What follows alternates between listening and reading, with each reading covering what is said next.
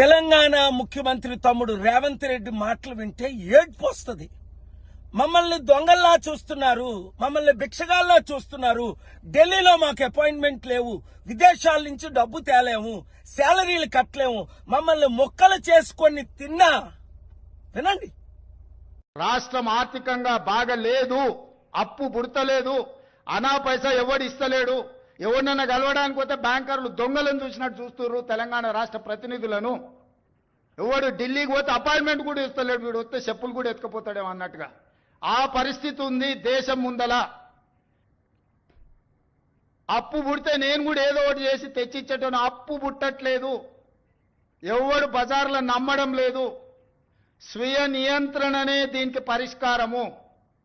ఉన్నంతలో గౌరవంగా సంసారాన్ని నడిపితే బజార్లో ఎవడైనా నమ్ముతాడు. వీధికెక్కి రచ్చ చేసుకుంటే, కుటుంబం పరువు బజార్లో పడేసుకుంటే ఎట్లుంటుందో, ఉద్యోగ సంఘ నాయకులారా, రాష్ట్ర ప్రభుత్వం అనేది మన కుటుంబము. ఈ పరువును బజార్లో మీరు పడేస్తాము అనంటే కుటుంబ పెద్దగా వద్దు అని నేను విజ్ఞప్తి చేస్తున్నా. విన్నారు కదా, నేను చెప్పాను.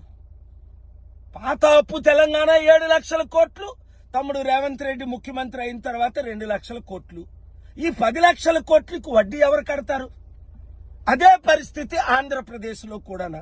తెలుగు ప్రజలారా, ఈ ముఖ్యమంత్రులు మారి నాతో పాటు గత వారం వాషింగ్టన్ డీసీలో, అమెరికాలో, 2 వారాల క్రిందట టర్కీ, యూరప్లో సమిట్లకు వచ్చుంటే 100,000 కోట్లు, కనీసం సంవత్సరానికి 1,02 కోట్లు తెచ్చుకున్నా నిరుద్యోగులు ఆత్మహత్య చేసుకోరు, రైతులు ఆత్మహత్య చేసుకోరు, జీతాలు ఉద్యోగస్తులకు ఇవ్వచ్చు, ఇన్వెస్ట్మెంట్లు తేవచ్చు, అభివృద్ధి చేయొచ్చు. అంటే కలుద్దాం అంటారు, మరి కలరు. వాళ్ళు కలిసేటట్టు ప్రార్థించండి.